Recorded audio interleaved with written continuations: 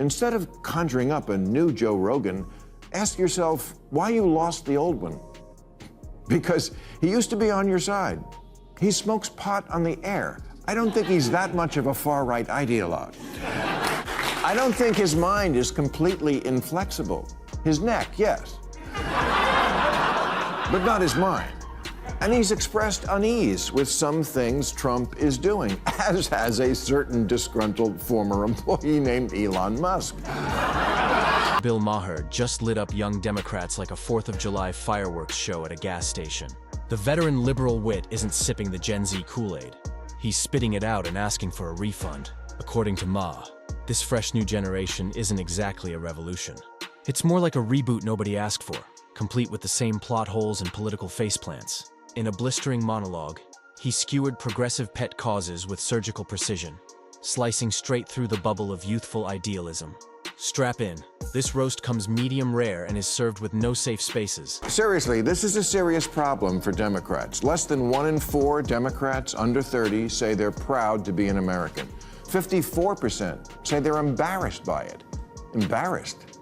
Like America's your mom picking you up at school? You're embarrassed to be an American? Well, guess what? The feeling's mutual, because you have no perspective. Is America perfect? No, of course not. No country is. Although don't get Tucker Carlson started on Russia. That stat isn't just alarming. It's the kind of number that makes you drop your coffee and start Googling how to fix a civilization. If 1 in 4 young Democrats has already checked out on America, we're not just facing a generation gap. We're staring into an existential crater. A nation doesn't crumble when enemies attack. It crumbles when its own kids stop believing it's worth defending. Yes, America has flaws. Every country does. But let's be honest, compared to most of the planet, this is still the deluxe suite of human civilization. Yet somehow a growing crowd of young idealists sees it as the villain of the story. That's not realism. That's reprogramming. After years of academic doom-scrolling and ideological spin, patriotism's been swapped for performative cynicism. And if this contagion keeps spreading, the America we know won't need to be overthrown. It'll just quietly fade out, ghosted by its own future. But the U.S. is leagues ahead of the rest of the world on most of the progressive issues that are important to young people. America has 14 million women-owned businesses. 17% of black women are starting businesses, which is faster than white women or white men.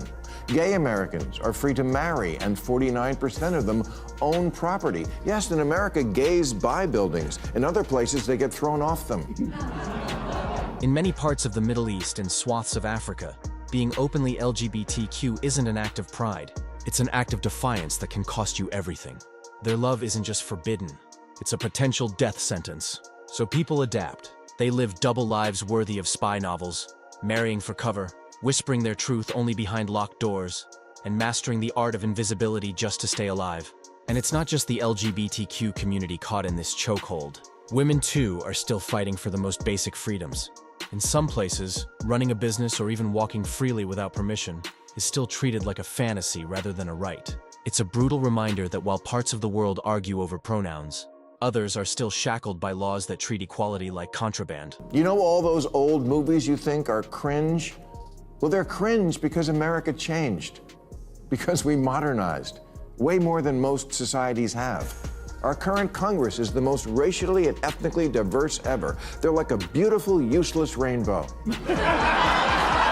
And we proudly live in a land where every TV commercial features a mixed-race couple, including the ones where it makes no sense.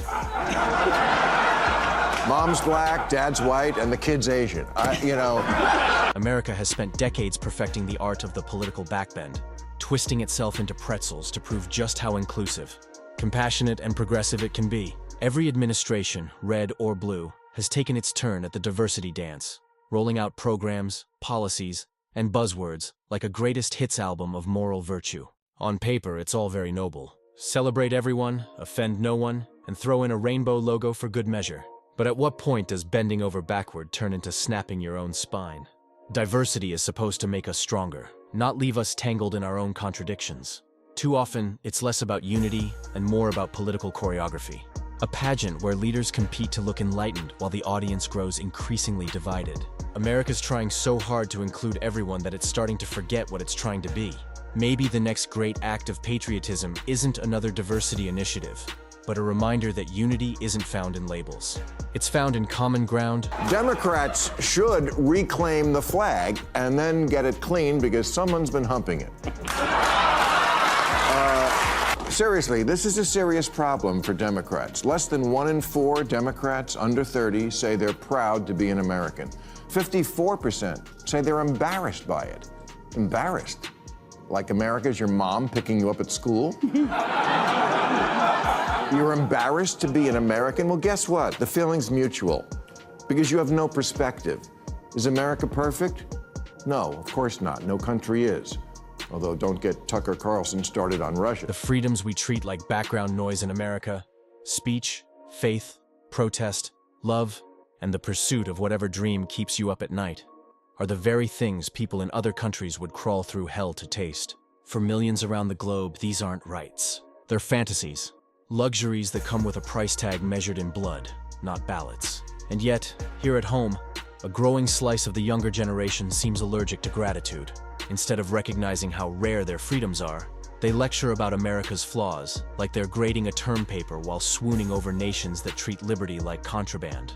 It's the kind of irony that could power the grid if we could harness it. The truth is simple. No country's perfect, but pretending the land of free speech and self-determination is the villain of history isn't woke. It's willfully blind.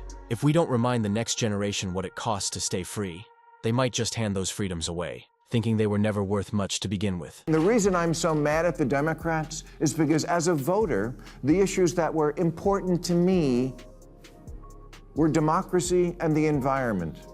And now, there's no one to champion or defend either of them because you, with your aggressively anti-common sense agenda and exclusionary attitude, blew it. You lost everything. House, Senate, White House, Supreme Court, and left us completely unprotected and ready to be violated. It's genuinely depressing to watch what fires up so many young Democrats these days. You'd think protecting free speech or defending democracy would top the list, but no. It's often a bizarre fascination with foreign regimes that treat liberty like a crime scene. They're out here praising countries that jail dissenters and muzzle the press, all while enjoying the very freedoms they seem eager to dismantle. But fine, let's humor the argument. Let's pretend these other nations really are doing something better. How does that help us? Are we supposed to swap out the Constitution for censorship, trade open debate for thought police, and replace liberty with state-approved living? Because that's not progress. That's cosplay totalitarianism with a Wi-Fi connection. If the goal is to mirror nations that punish speech and reward obedience, then this isn't a movement for progress at all. It's regression dressed up in intellectual chic. Revolution by people who've never had to risk anything for their own freedom. Everything young Democrats preach these days sounds less like independent thought, and more like a remix of talking points handed down from their ideological elders. The high priests of the modern left, AOC, Zoran Madani, Ilhan Omar, Gavin Newsom, and company, have spent years spoon-feeding their disciples a steady diet of America is broken rhetoric, garnished with a dash of self-loathing and a side of utopian delusion. Instead of inspiring gratitude for living in one of the freest, wealthiest, and most opportunity-rich nations in human history, they've turned admiration for foreign systems into a trendy virtue signal, even when those systems would jail them for half the things they tweet. It's a bizarre inversion of patriotism. Praise the illiberal, scorn the free, and the fallout is obvious. We've bred a generation that treats love of country like an embarrassing social disease, something to hide, mock, or deconstruct. They think they're dismantling injustice, but what they're really dismantling is national cohesion. Because a house divided doesn't need enemies to fall apart.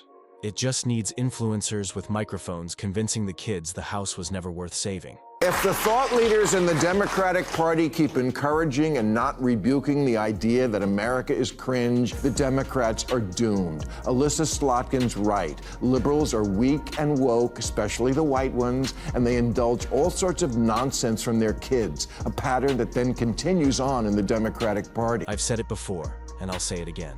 Today's Democrats couldn't hold a spine if it came pre-installed. The party that once preached grit and conviction now folds faster than a cheap lawn chair at the first whiff of outrage. Every time a radical faction yells loud enough, Democratic leaders don't lead. They curtsy. It's not progress. It's panic with branding. They've become so obsessed with appeasing the far-left echo chamber that they've lost the plot and the people. The average American isn't asking for a cultural revolution. They're begging for basic sanity and stability. But instead of delivering that, the Democrats keep handing out participation trophies for ideological purity. If they could just muster the courage to tell their extremists no for once, they might actually rebuild some credibility, and maybe even the country. But as long as weakness and wokeness are running the show, they're not steering the ship of state.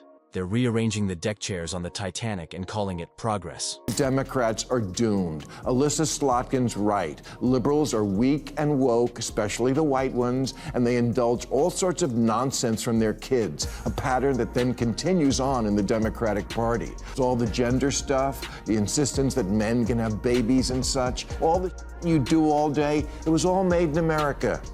Your smartphone, your Grubhub, your freedom to about America, that's all American stuff. Democrats need to face a bitter pill. If they want to climb back to the heights of power they once commanded, they've got to break up with the woke mob. It's been a toxic relationship from the start. One long, drawn-out episode of political self-sabotage, catering to every radical whim, retweeting every hashtag, and letting their loudest and often youngest voices set the agenda, has turned the party into a focus group run by Twitter. Identity politics, cancel crusades, and virtue signaling might rack up digital applause, but out here in the real world, voters are asking about paychecks, safety, and whether their grocery bills will ever stop auditioning for horror movies. The Democrats' problem isn't that they don't have ideals. It's that they've outsourced their compass to college kids who think nuance is a microaggression. If the party ever wants to stop spiraling, it has to rediscover the middle ground, the place where most Americans actually live. Otherwise, the Democrats will keep mistaking noise for momentum and end up not as a movement, but as a meme, one that's already starting to get old. All the you do all day, it was all made in America. Your smartphone, your Grubhub, your freedom to about America, that's all American stuff. You tell your phone you want a milkshake and a guy brings it to your house. Please, you couldn't survive a week living in Intifadaville. You're like the girl in White Lotus who was going to live in a Buddhist monastery and then lasted one night. Exactly. The irony practically writes itself. They shout about justice and resistance from the safety of Wi-Fi and iced lattes, blissfully unaware that in those countries they idolize, a tweet like theirs could earn a midnight knock on the door or worse. They love to imagine themselves as fearless revolutionaries bravely toppling oppression. But in the real world, the moment they face genuine censorship, violence, or totalitarian control, they'd crumble like cheap drywall, scrambling to get back to the land of free speech, free press, and free refills.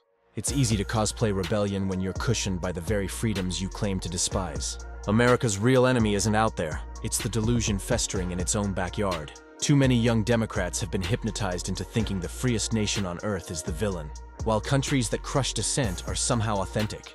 They're not radicals. They're tourists in tyranny, mistaking moral posturing for bravery.